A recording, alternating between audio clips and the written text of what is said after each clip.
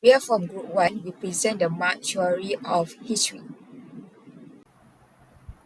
Okay, let me introduce our team members. First is Sophia Atira, followed by the magic number 286167. Second one is Mohammad Ayman Ashraf, followed by the magic number 291940. Third, me myself, Namisha Subramaniam, followed by the magic number 296274.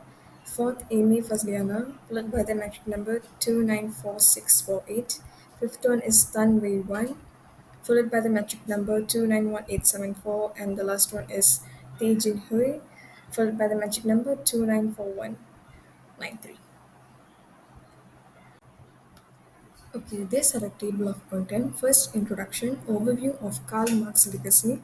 Today, we are going to look at Karl Marx and his theory of history.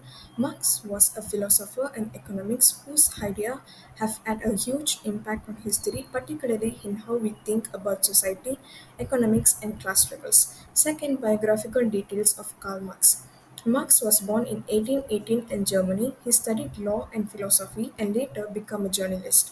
His most famous work, like the Communist Manifesto and Das Kapital, critiqued capitalism and presented his idea on how society evolved over time. Third, intellectual influences. Marx was influenced by several thinkers.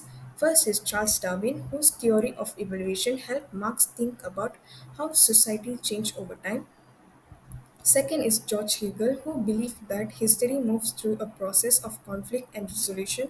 Marx adapted this idea but focused on material condition, not ideas. Third is Ludwig, who argued that material conditions shape our ideas. Marx took this further, saying that how we produce goods shape our entire society. Fourth one is Marx's theory of history. Marx's theory is based on the idea that history develops through different stages driven by how people produce and exchange goods. These stages are primitive, soci- primitive society, where people share resources equally. Second, slavery, where one group owns another group's labor. Third one is feudalism, where land and labor are controlled by lords and serfs. Fourth one is capitalism, where the rich own the mean of production and workers sell their labor. Fifth one is socialism, where workers take control of production for the benefit of everyone. Sixth one is the communism, where there is no class division and resources are shared equally. Last is conclusion. In conclusion, Marx's theory of history shows how society changes based on economic forces and class struggles. These ideas continue to influence how we think about society, inequality, and politics today.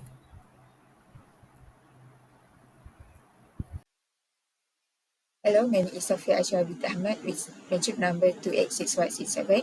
We are from Group 1. We present the Marx theory of history.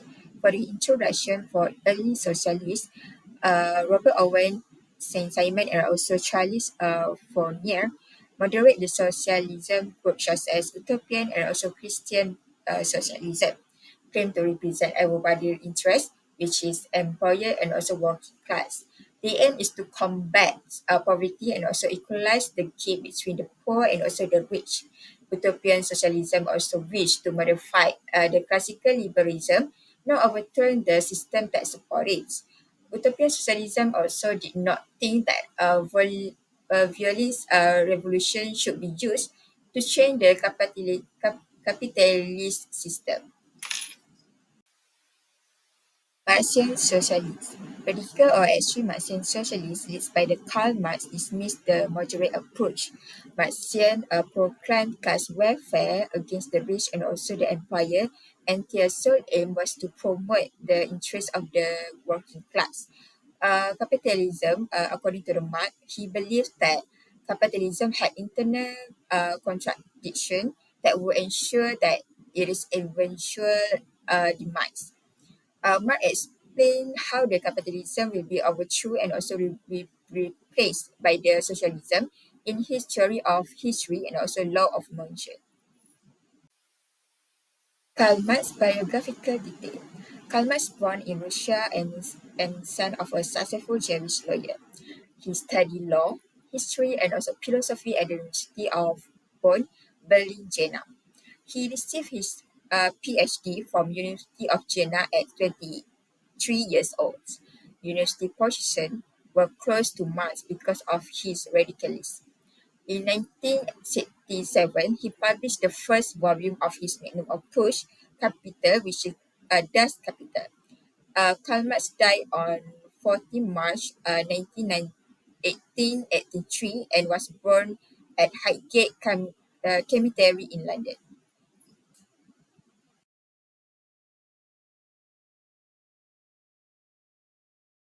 So next, I would like to present about the Charles Robert Darwin.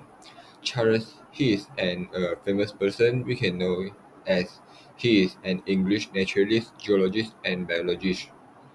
He was born in England on 1909 until 1982. He studied in the mathematician at the University of Edinburgh, and he also has created his own theory, which was the evolution theory and the natural selection process. So, what is the evaluation and the natural selection? So, in the struggle of extinction, the favorable variation tend to be preserved and unfavorable one destroyed. So, the species survived through a process we call it a natural selection. So, the species that successfully adapted to meet the changing requirements of their natural habits, well, those that they fail of elevate and reproduce is become the extinct. The natural selection causes the population become adapted or increasingly well suited to their environment over the time. So, the result of the natural selection was the elevation of the species. So, the Charles Darwin also observed and collect the evidence to support his idea about how the life changed over the time. The world's animal and plant community are dynamic and non static. They change over the time with the new form originating and other become the acting. The evolution is gradual. The change occurs through slowly and steady environment change. The sudden change has challenged a species' ability to adapt. So all the organisms discarded a form of original and common ancestor. So over the time, the process of natural selection has created a different species and each specifically adapted to its ecological. So this is an example about the theory of evolution and the natural selection. So we can look at the first picture is a population of the mice has moved into a new area where the area have the rock they are very dark. So due to the natural genetic variation, the some of the mice are black while the other are tan. Tan means that the skin color. So assume that the some mice are eaten by the birds. So we look at the second picture. The tan mice are actually is more easily to eaten by the bird. Just that the tan mice are eaten at a higher frequency than the black mice. So only the surviving mice has reached the reproductive age and live the offspring. So you look at the third picture. Because of the black mice has a higher chance of the living offspring than the tan mice, so the next generation constant a higher fraction of the black mice than have the previous generation. Good day to doctor. Today I'll be introducing one of the most influential philosopher of modern times, George William Frederick Hegel. Known for his dialectical method, Hegel's ideas have shaped the way we understand history, society, and progress. Hegel was born on August 27, 1770, in Stuttgart, Germany. He attended Stuttgart Grammar School between the ages of 7 and 18. Although he wasn't particularly remarkable during this time, his philosophical journey was just beginning. After school, Hegel pursued theology at the University of Tübingen in 1793. During his studies, he developed friendship with other prominent thinkers, which influenced his early philosophical ideas. After completing his education, Hegel began his teaching career. He served as a professor at the University of Heidelberg and later became a professor of philosophy at the University of Berlin in 1818. This was a significant position as Berlin was one of the leading centers for intellectual thought at that time. Hegel remained in this role until his death in 1831. In summary, Hegel's life was dedicated to academic pursuit and philosophical innovation. Despite a modest beginning, his contribution to philosophy have left an enduring legacy. In the next section, I will explain his most famous idea, the dialectical process and its influence on modern thought. Okay, I'm going to talk about the one of the George William Friedrich Hegel's most significant contribution to philosophy, the dialectical process. This concept is a core part of his work and has profoundly influenced how we understand progress, history, and the resolution of contradiction in ideas or system. What is dialectical process? Hegel's dialectical process is a three-step method of reasoning or progression. It begins with the thesis, which represents the original idea or the current state of affairs. The thesis form the foundation, but over time it inevitably encounters contradiction or challenges. These challenges are embodied in the antithesis, which is an argument or idea that directly opposes the thesis. Often the antithesis introduces new perspective or data that expose the limitation of the thesis. The clash or interaction between the thesis and the antithesis leads to the formation of the synthesis. The synthesis is a new idea that reconciles the conflict between the original thesis and its opposing antithesis. It resolves the contradiction and creates a higher or more advanced level of understanding.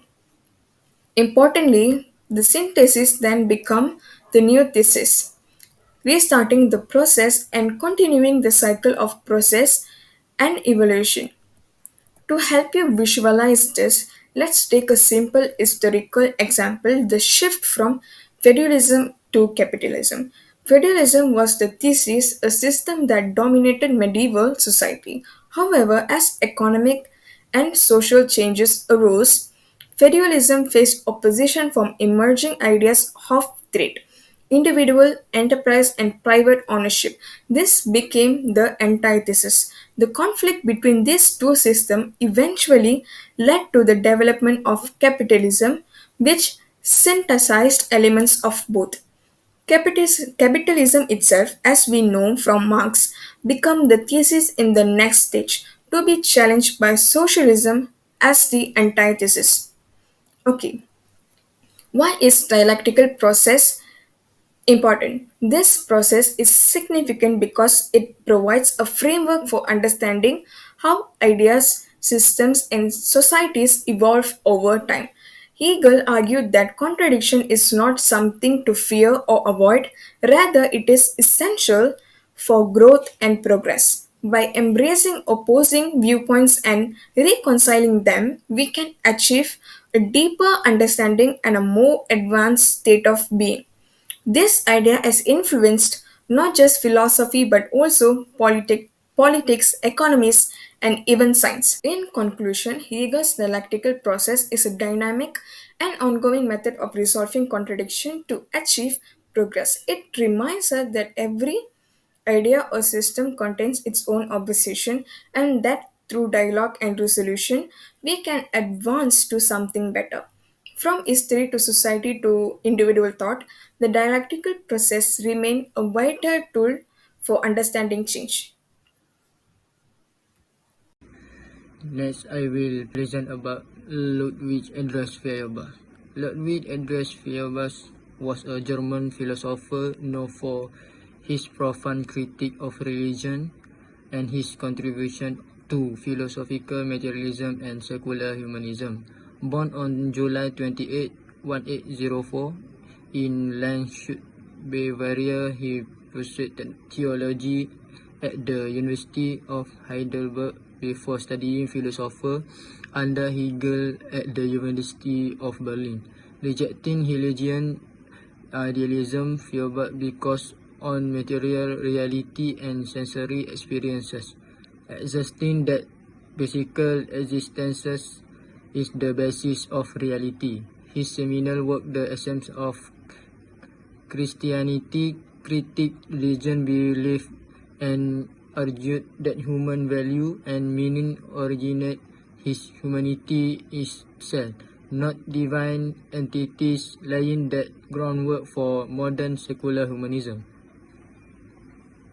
Okay, next I will explain about philosophical materialism. Ludwig Feuerbach was a German philosopher, known his critique of religion and philosophical materialism. His ideas significantly influenced philosophy, theology, and sociology, shaping thinkers like Karl Marx and Friedrich Hegel.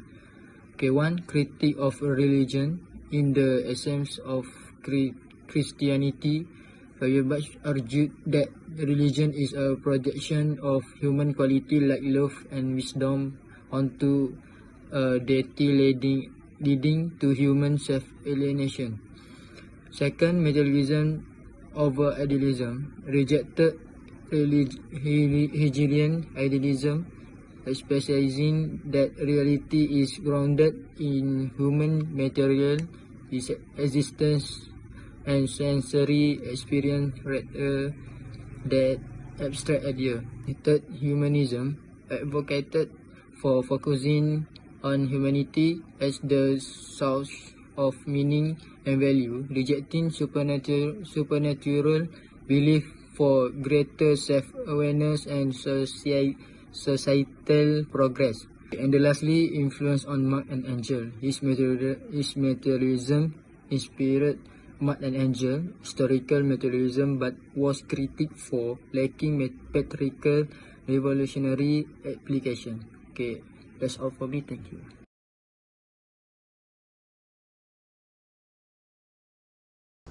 Hi, my name is Amy Faziliana binti Badrisham and my matric number is 294648.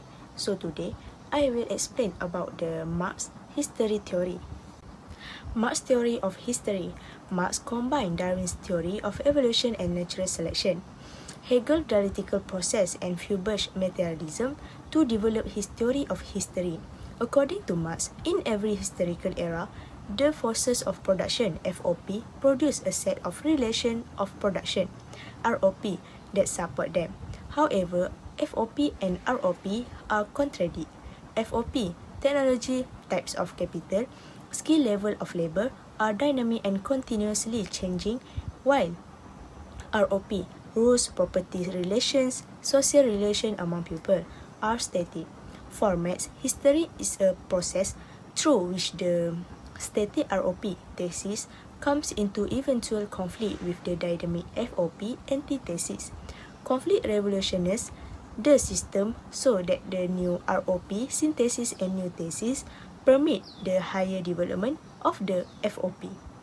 The mechanism for overthrowing all societies in the class struggles.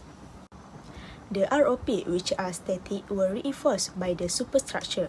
Superstructure refers to the social institution, political structure, and society's governing apparatus. Marx argued that the superstructure reflects the ruling class interests. Superstructure justifies how the base FOP and ROP operates and defends the power of the elite.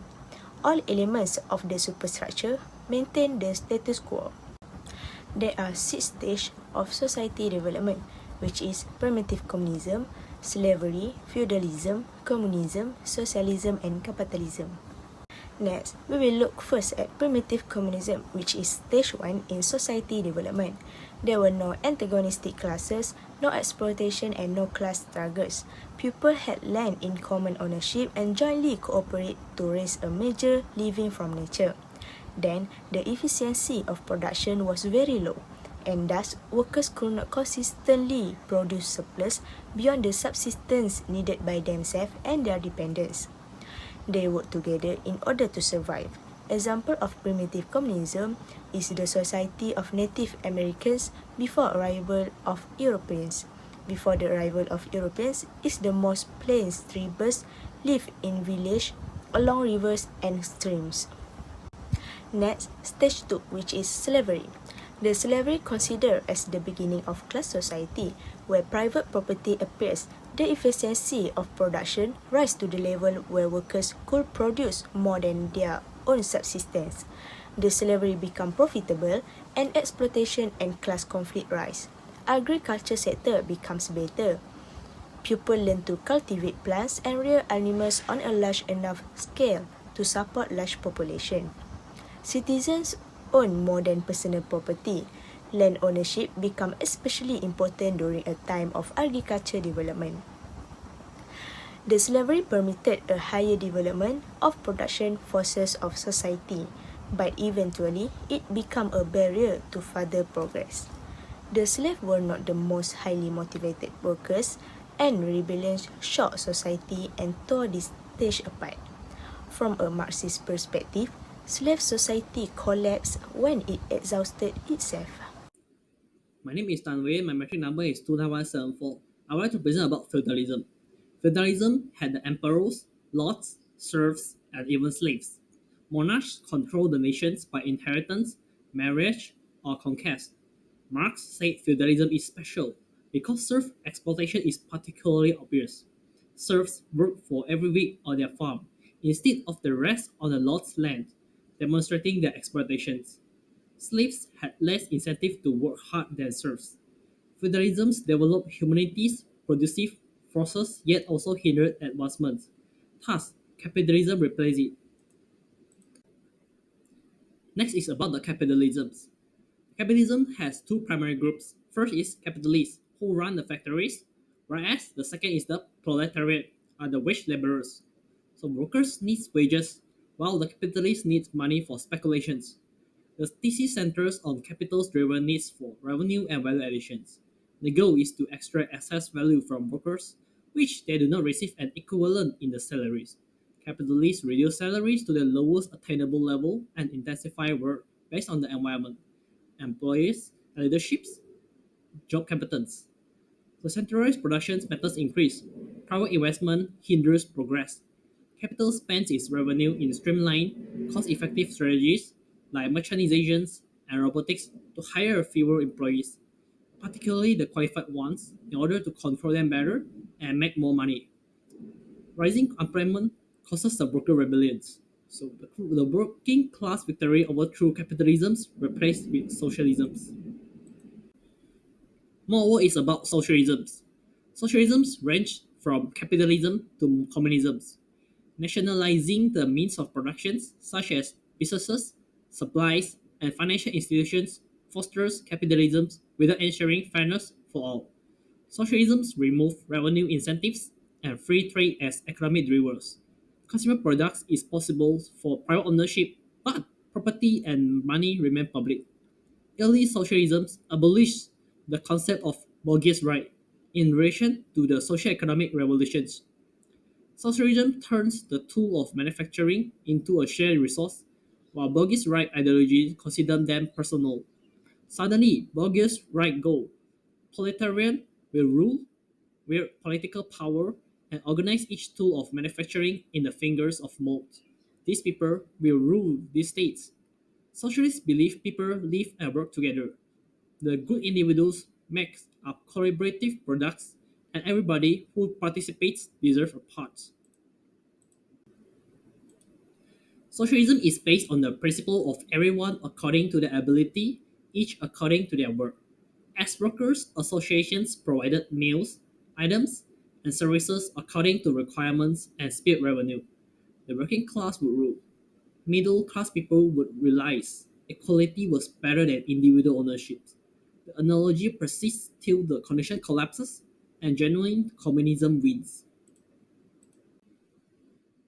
Furthermore, is about the communism. Marx considered communism the ideal phrase. Marx calls this the upper levels of communism. Communism, a drastic variant of socialism, seeks a classless, moneyless, unitary nations. An open society owns all or near all assets and commodities within an economic and cultural framework. The government controls property and manufacture by giving it absolute power. Communists believe in equality in both society and wealth, since the state allocates wealth and property equally. In this phrase, the state will provide goods based on demands, not on employment or skill, as it did under socialism. People will use social methods of production equally at this time. Marx posited that the distribution system in this society will distinguish itself based on demands rather than effectiveness. Communism is defined as a system where everyone distributes resources according to their abilities and needs. To the greater good, everybody would cooperate. Wealth and power would disappear, creating a classless society. States would vanish and conflicts would cease once all nations reach this phase. In conclusion, Marx's theory of history analyzes human society and also its revolution. Marx's theory of history was inspired by Darwin natural selection, George Hegel the dialectical process, and also Feuerbach philosophical materialism. For Marx, history is a process through which the statistic relation of production thesis come into the eventual conflict with the dynamic force of production, which is antithesis. Conflict revolutionizes the system so that the new relation of production, synthesis, and also new thesis permit the higher development of the force of production. The mechanism for overthrowing all societies is the class struggle.